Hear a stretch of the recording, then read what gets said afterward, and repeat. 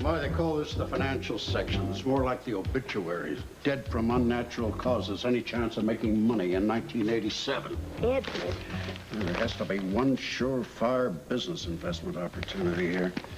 Edward, dear, you need to rest. You're still recovering, you know. Hey, hold it. My recovery may be complete. Just a moment. What are you two still doing up? I wish I knew. Are the boys still awake? I wanted to tuck them in. I'm not sure, dear. I've been so busy trying to tuck this one in. Well, I'll go up and find out then.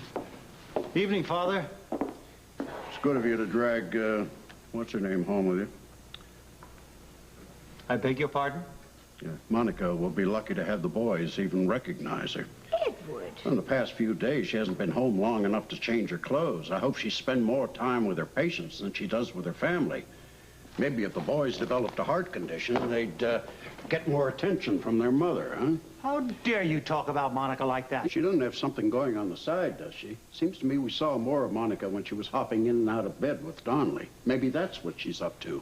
Edward, really? Monica is up to nothing that she has to be ashamed of. Do you know that there's a young girl in CICU that owes her life to Monica? She's one of the most dedicated doctors I've ever known, aside from being a decent, caring human being. Well, it looks like the Monica Quartermain Appreciation Society has its charter member back, huh? Well, you've got that right, I'll tell you. You know, lately, Monica has been more like the woman that I met and fell in love with than she has been in years. I'm just so grateful to be her husband. I ought to tell her that, shouldn't I? Be my guest. You're a miserable old...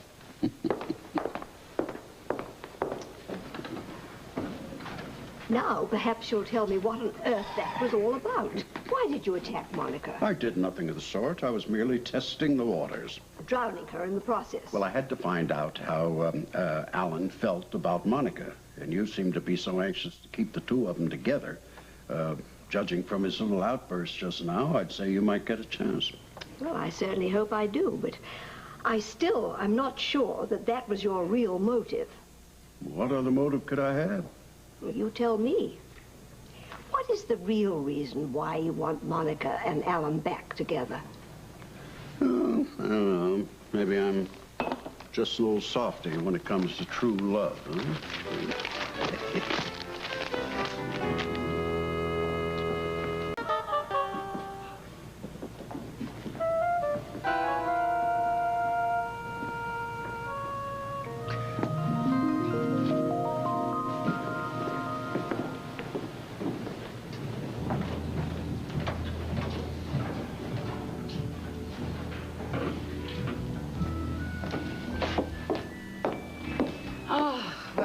Were awake.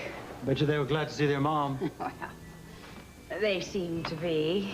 They forgave me for being such a stranger the last few days. I'm sure they understand. I hope so. I hope so.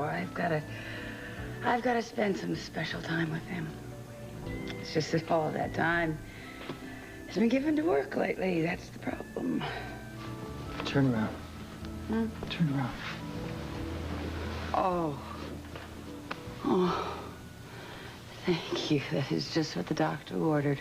This doctor is ordering you to stay away from patients and the hospital for one night. I can't do that. I'm still concerned about Rosa. She's not out of the woods yet. Listen, she wouldn't have come nearly so far if it wasn't for you, Monica. You did a great job. I was so proud of you. Well, I thank you for standing up for me with Buzz. It's the least I could do. You were going to operate consent form or not. I admire you for that. I've always respected you, Monica, even when we didn't see eye to eye. And then the way you were working to save that little girl's life just made me feel things again that I thought had been buried a long time ago.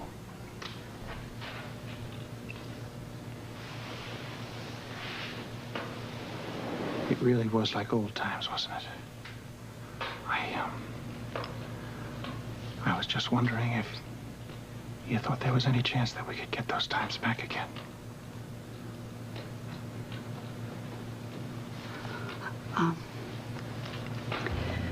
It's awful late, and I'm really worn out.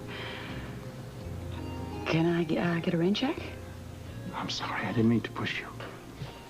Push harder. I guess I better go to bed. Yes, you certainly have had a long day, or two. Yeah, well, good night. Sleep well. Thanks. What did I do?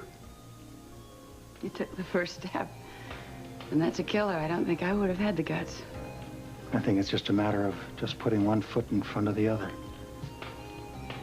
You think we could manage to do that? I wouldn't be at all surprised.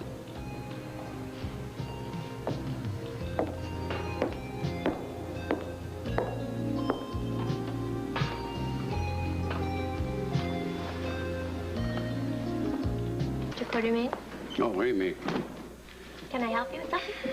Well, only if you can explain these constant budget overages which are occurring around this place all the time. Well, actually, if you had a couple of minutes, I do have a couple ideas on that. I can see some things around here never change.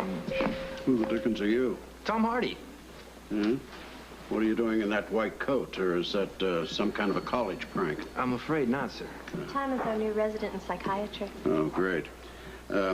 You work for free around here? You expect to be paid? That was part of the deal. Yeah, well, I don't know where the hell the money's coming from. You can't get blood from a turnip, you know. Well, maybe if you made larger contributions, you wouldn't have to worry about the budget. Yeah, Monica, just the person I wanted to see. Can you spare a moment? Of course, excuse me. What can I help you with, Edward? Tell me, how's your life going? What, my life? Yeah. My life is going fine. How's your life going? Well, my life is immaterial as long as my children are happy. What's going on, Edward? What are you up to? I couldn't help noticing that you and Alan seem to be getting along better these days. Well, yes, seem to be. It's a nice change. Seem to be getting a little cozier. Look, in case you're not aware of it or your spies haven't informed you, we still have separate bedrooms. Oh, well, I'm sorry to hear that. I'd hoped that things had progressed a little further than that by now. Edward, what does it matter to you? Well, I was just thinking of my grandchildren's happiness. For their sake, if you and Alan were together again, you know, in the conjugal sense. Well, that's very touching. I, however, don't believe a word of it.